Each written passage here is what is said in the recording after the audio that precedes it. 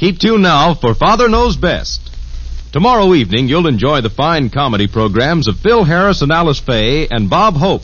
Bob's special guest tomorrow will be two folks long familiar to all fans of the Bob Hope Show.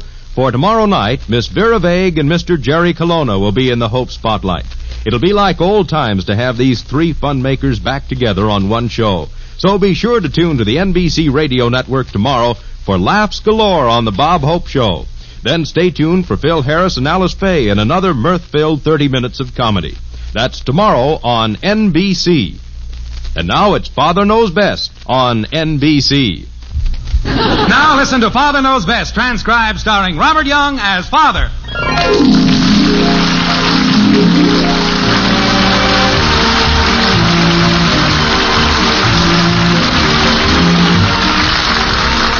Welcome to Springfield and another half-hour visit with the folks in the White Frame House on Maple Street. Sit back and enjoy life with the Andersons. Kathy, Bud, Betty, Margaret, and Jim, as the head of this typical American household, again sets out to prove that Father knows best.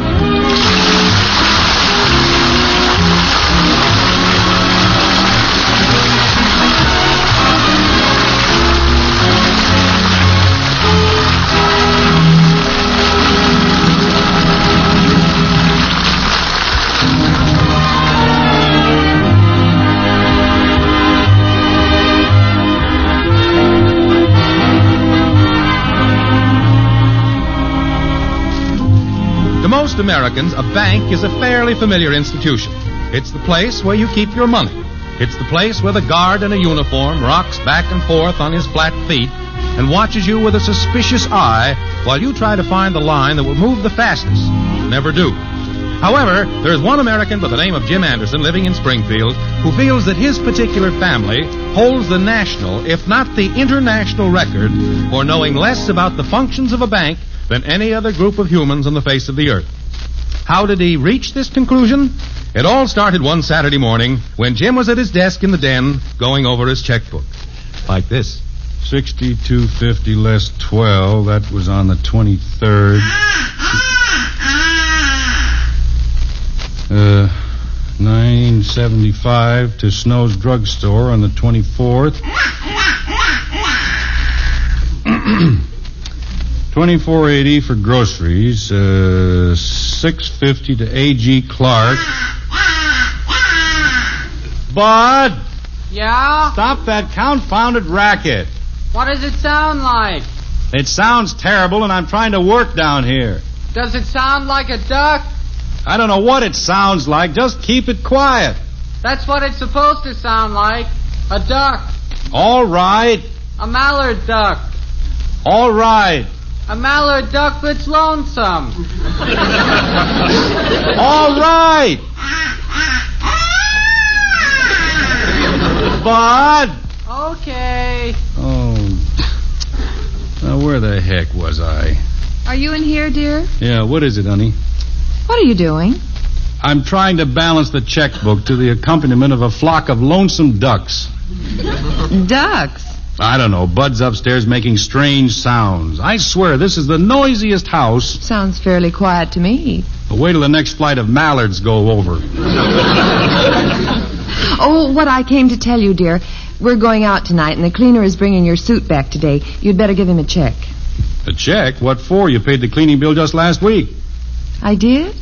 Honey, don't you keep track of these things. That's what a checking account is for. So you have a record of what you've paid. I know. I just didn't remember paying it. Well, look right here in your checkbook. The stub will show when you paid it. It'll be right in here with the... Hey, what's this? These two are blank. Oh, there were a couple of checks I wrote. Must have been in a hurry. I didn't take time to write on the stub what they were for. You didn't put down the amount either. Oh, well... No date either. Well, I was in a hurry, dear. Oh, Margaret, how are you going to tell who you paid and how much if you don't write it down on the stubs? Well, I wrote it on the check. But we don't have the check. Well, the bank can tell us. They keep records of all those things. Honey, they can't keep track of who you give your checks to. Then I think we should go to another bank. Margaret.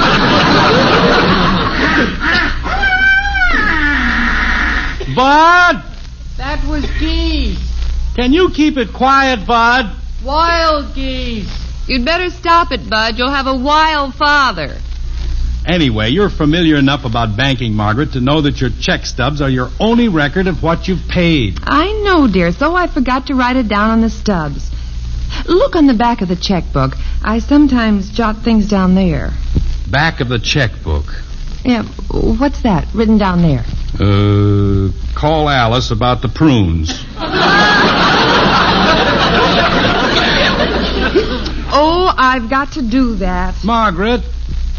Oh, me. Bud! I'm coming, Dad. You don't have to come down. I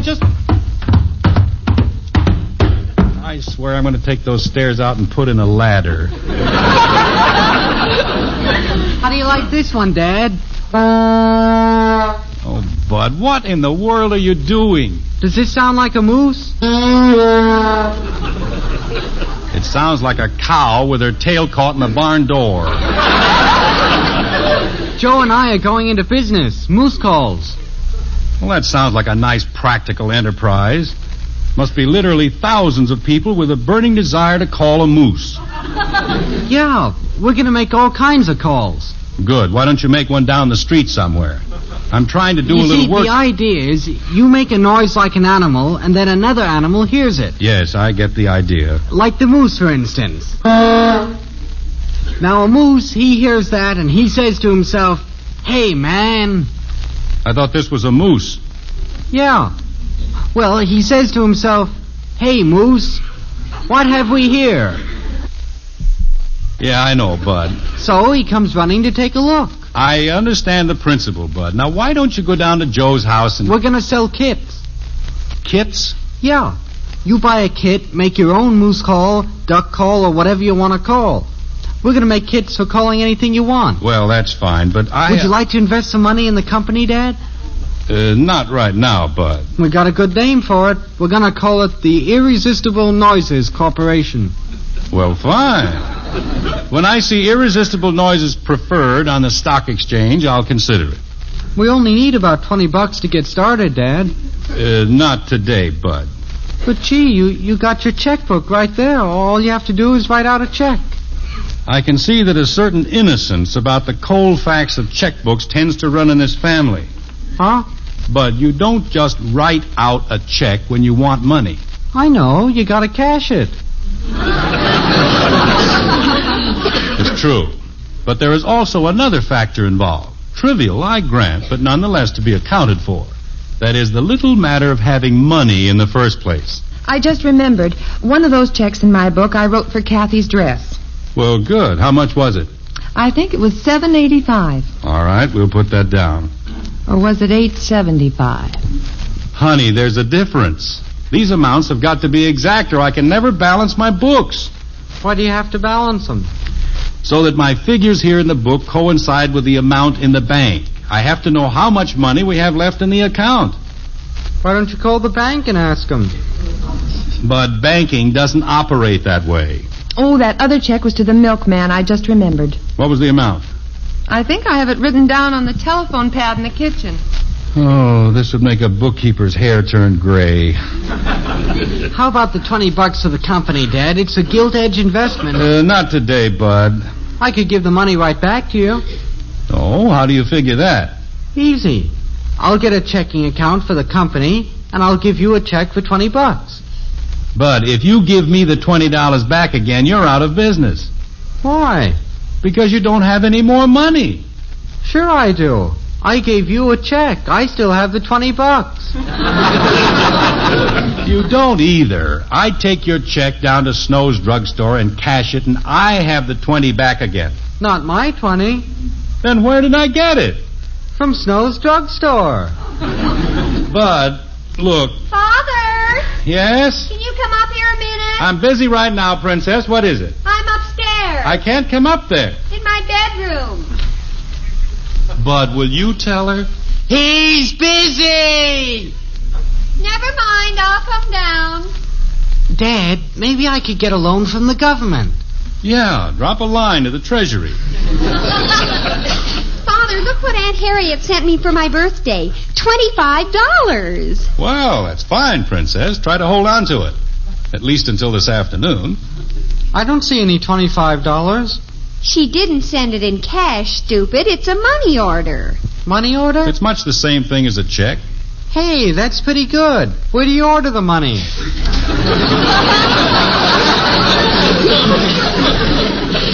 You don't order the money. You said it's a money order. Where do you get the money? Well, where do you get the money for this, Father? Well, let's see.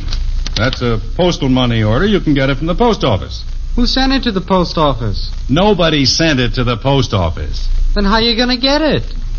But this is like a check, as I said. It's a promise to pay. It's the same as cash. If I went to the post office and promised to pay, would they give me $20? No, Bud. Aunt Harriet bought this money order in Chicago. That means that the post office there promises to pay to the bearer $25. So she's got to go to Chicago to get the money. What you kids don't understand is that the transfer of funds in business is managed on a credit basis. Like a charge account? Well, something like that. I'll explain it to you sometime. Hi, Daddy. Hello, kitten. What's going on? Nothing, Shrimp. We're talking about money. That's good. Can I have my allowance, Daddy? Well, I don't have the change with me right now, kitten. Why don't you give her a check? What's a check? I'll take a check for my allowance.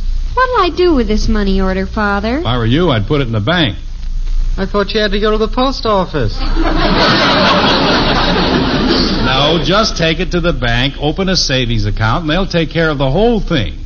Now, run along, kids. I have a whole stack of bookwork to do here. What about my allowance? I can't go to the bank today, Father. They're closed. If you're looking for a place to put your money, I've got a red-hot proposition. I can imagine. It'd be better than putting your money in a bank. You give it to them and it just sits down there in an old safe. No, Bud, that's not true. In the first place, Betty, if you deposit that money order in a bank account, the money's never actually in the bank. Where is it? They just tell you it's there, huh? If you put the money in, then why isn't it there? It's there if you want to draw it out. But the money isn't actually there. Oh, that sounds like a crooked deal. But I'm trying to explain... Well, I took bookkeeping in school, and I never understood why, if you put money in the bank, that the money wasn't really there. It's very simple. You see... Well, wait a minute. I know what we'll do. I don't think you can explain it, Father. I'm not going to try to explain it, Princess. We're going to open a little bank right here so you kids can see how it operates. Who's going to run it? I will. I'll be the bank. We'll call it the Anderson First National Trust and Savings. Hey, Mommy, come here. Daddy's going to be a bank. How can you do it, Father? What's this about someone being a bank? Father's going to do it. And you're going to be the banker? Certainly. All it takes is a few minutes of bookkeeping. And I can't think of a better way for the children to learn the basic principles of banking. I think this family circle bank idea is a real good thing. Wouldn't be surprised if it caught on around the country. Might even make a national magazine. When do you want to start, Father? Why wait? Let's begin right now. The doors are open. Ladies and gentlemen, the Anderson First National Trust and Savings Bank of Maple Street is, as of this moment, officially in business.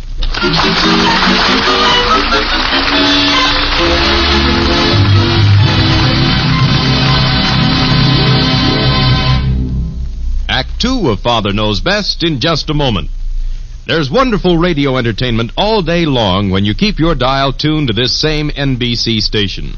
You'll enjoy such fun-packed programs as the Bob Hope Daytime Show, Tommy Bartlett's Welcome Travelers, Jay Stewart with It Pays to Be Married, and a host of others. Be sure to keep your dial set to the NBC Radio Network. You'll hear your favorite daytime dramas on NBC, too. Such perennial favorites as The Road of Life, Pepper Young's Family, The Right to Happiness, Backstage Wife, Stella Dallas, The Woman in My House, and Young Widder Brown. All of these well-liked daytime programs are yours for the listening Monday through Friday on the NBC Radio Network.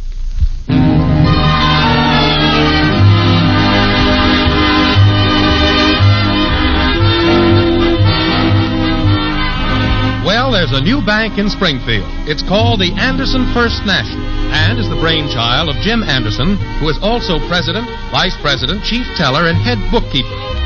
At the present moment, the assets of this novel financial institution amount to exactly $30. The $25 deposit by Betty and Kathy and Bud's respective allowances, minus one check for 19 cents written by Bud. It's Saturday evening now, and Jim and Margaret are in their room dressing for an evening out. This tie look all right, honey? Fine. Just straighten it a little. You seem to be enjoying something. Oh, just laughing over the way the kids responded to the bank idea. Did you see Bud when he came upstairs? Walking around with his checkbook in his shirt pocket? Mm-hmm. Oh, he's a big operator now. They're going to learn more out of this than they could get in a month of Sundays at school. By the way, dear, do you have money enough for tonight? Oh, I have $15 or $20. Is this your money or the bank's? It's mine. That's the only thing wrong with the bank at this point.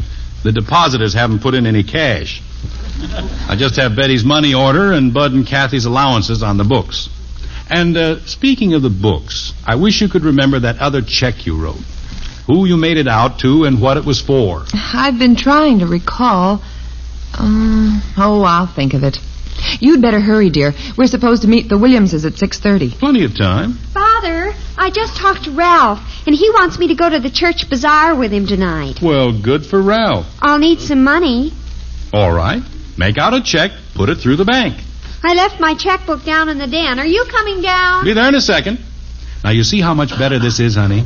With the children writing checks on their own accounts, they're going to think twice about spending money. Could be. Though it didn't seem that Betty devoted much thinking to the matter. Well, just give her time. Father! Coming, Princess. I'll go down and handle this financial transaction. You come down when you're ready, honey. I'll just be a minute. Father, what did you do with my checkbook? I haven't seen it, Princess. The bank is only responsible for the depositor's funds, not his checkbook. Oh, here it is, up on the bookcase. These little books are cute, Father. Where'd you get them? Oh, there's some old ones I had kicking around in the desk. Now, how much do you want to draw out of your account? Oh, $5? All right. But remember, it's a lot easier to draw money out of the bank than it is to put it in. I know. To cash. $5. Signed, Betty Anderson. There, how's that?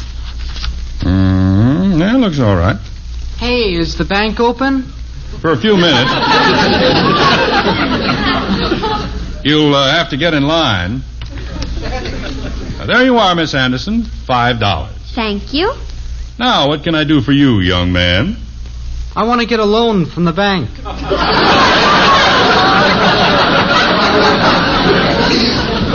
A loan? Joe and I are starting a business. We need some capital.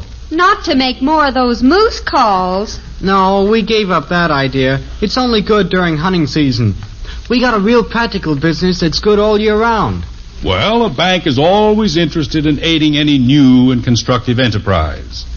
What sort of business are you planning, Mr. Anderson? We're going to buy up old automobile inner tubes and make hip boots out of them.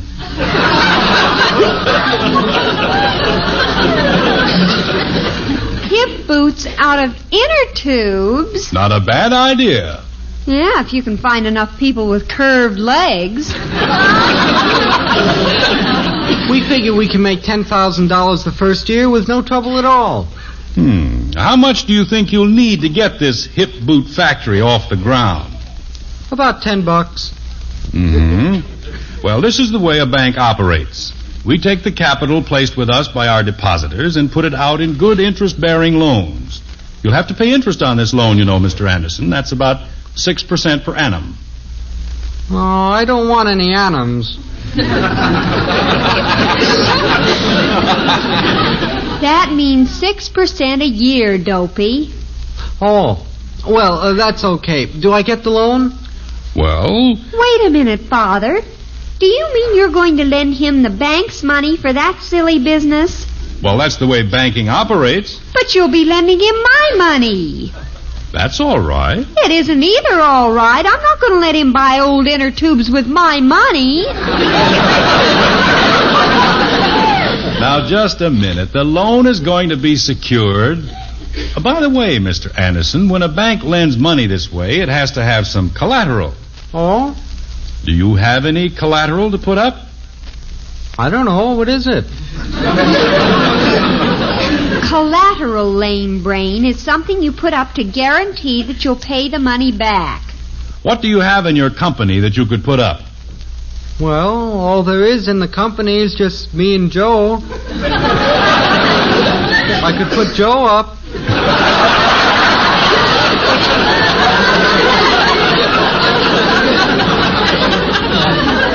Oh, brother. It isn't customary to put up one of the partners of a company as collateral for a loan. We'll have to have something tangible. What's a tangible? What's a tangible? Father, it seems to me this bank is catering to an extremely illiterate clientele. Oh, he's learning, Princess. That's the whole purpose of this idea. Now, tangible collateral, Mr. Anderson, is something of real value. Joe's pretty valuable. To his folks. No, I mean something like a camera or a bicycle. I guess I could put up my bike. All right. Now, you just sign this piece of paper here. This says that you agree to pay back the $10 plus interest and that the bank becomes the legal owner of the bicycle until the loan is repaid. Okay. Now, are you getting the idea how a bank operates, Bud? Yeah. But what happens if... Well, I mean, in case I can't pay back the $10. Then you lose the bicycle. Yeah. Father, you mean I have to take over that old beaten-up bike of his for my $10? No, Princess. The bank takes it over. You can still draw out your money anytime you want it. But how can I draw it out if you've loaned it to Bud? Well, until the bank liquidates the bicycle, your deposit is secured and payable from other deposits. What other deposits? Well... I'll get it. Hello? Oh, hi, Janie. Yeah. Do they have to have it tonight? Gee, I'll try. Maybe I can borrow it from Father. Uh-oh. Don't let her do it, Dad. Make her put up some collateral tangible.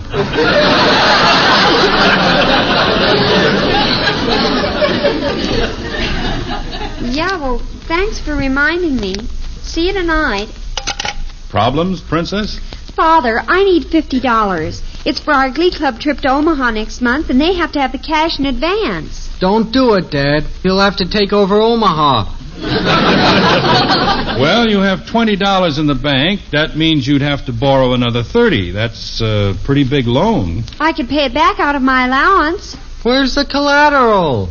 Look, you've done your banking. Get out of line. Daddy, I want to cash a check. Get in line, Shrim. You better close the doors of the bank. Your mother and I have to leave here in a couple of minutes. I have to leave too, Father, but I have to pay Mrs. Lacey for my Glee Club tickets tonight. All right, you need a loan of $30. I want to cash a check for my $2.50. Will you wait? I want to get my money before it's all gone. Now, just a minute, Kathy. What do you have to put up as collateral, Miss Betty Anderson? Oh, Father. Business is business. All right, I'll put up my record player. That beat-up old thing. Don't lend my money on that, Dad. Mine either. You don't have any money left in the bank. Hey, I do, too. My allowance. I still got $250 in the bank. I want to write a check, Dad. Now, look, you can't just draw your money out. You said we could. Yeah, you said we could write checks anytime as long as we had the money in the bank. Yes, but... Father, I have to leave. All right, sign the paper. The bank becomes the legal owner of the record player until the loan is paid back. Get the records, too. Father, tell him to stop it. Bud, stop it. The record player's no good without the records. Look, I'm running the bank. Boy, I want to get my money out. Here's my check, Dad. Give me $250 cash. All right, all right. $2.50 for me, too. Well, don't grab it out of my hands. Please, Father, I've signed all your stingy old papers. A $30 loan and my $20 in cash. Princess, I don't have $50 in cash. In fact, I don't have any cash left.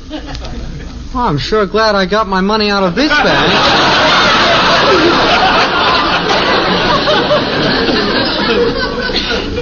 Are you broke, Daddy? No, I'm not broke, but you've cleaned out all the cash I had with me.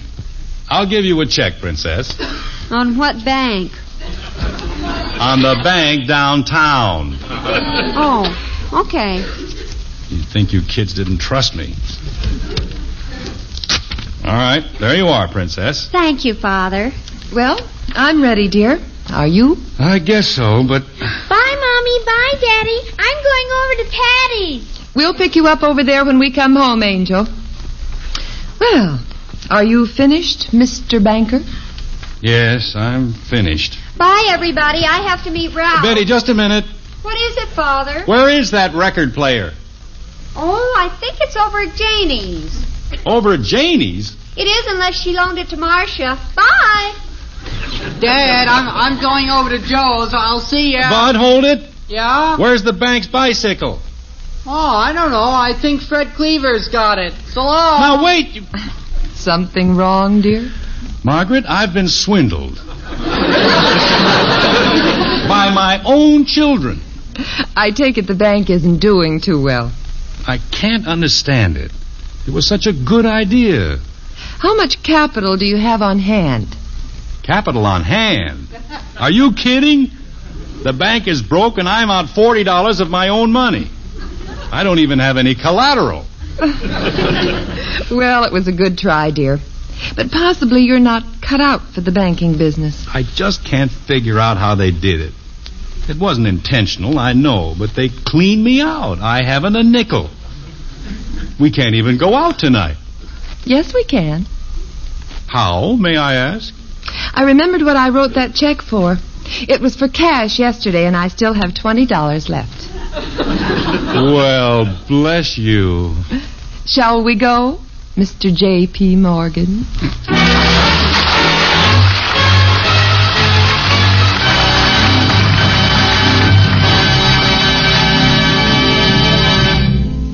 The Andersons will be back in just a moment. Every weekday evening, you'll want to set your dial to this same NBC station for America's #1 comedy family, Fibber McGee and Molly, and it all adds up to fun-filled listening. Be sure to make it a regular habit to listen to the mirth-quaking adventures of Fibber McGee and Molly every night. And keep up to the minute on the news of the world by tuning to Morgan Beatty as he reports the latest happenings from throughout the globe.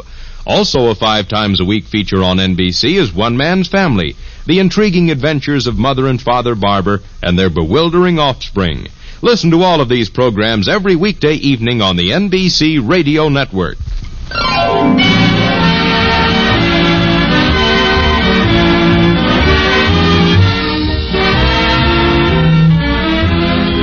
Well, due to circumstances beyond the control of the president, the Anderson First National Bank has raised the white flag and gone out of business. And this evening, a few days later, Jim is still nursing a few lumps suffered in the big financial crash of Maple Street. I don't mean to keep harping on it, honey, but you'd think the kids would have understood what I was trying to do and given me a little cooperation. Well, don't worry about it. Let's just chalk it up as a noble experiment and let it go at that. But they got nothing out of it. Absolutely nothing. Maybe not. But think how much you learned about trying to teach children. Went right over their heads, completely. Is that you, Bud? Yeah, it's me. What in the world do you have in that box? Well, here's Betty's record player. She wanted me to bring that home for her. Well, good. And my bike's outside. Good for you, Bud. What's all the other junk in the box? Oh, this is collateral. Joe and I gave up the hip boot business. We took the $10 and started a bank.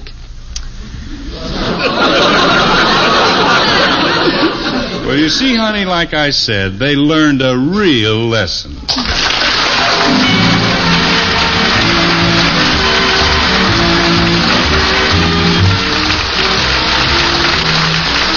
Join us again next week when we'll be back with Father Knows Best, starring Robert Young as Jim Anderson.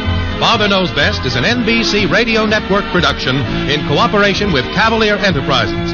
In our cast were Helen Strome as Kathy, Jean Vander Pyl, Rhoda Williams, and Ted Donaldson.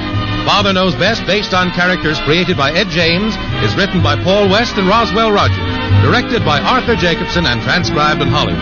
This is Bill Foreman speaking.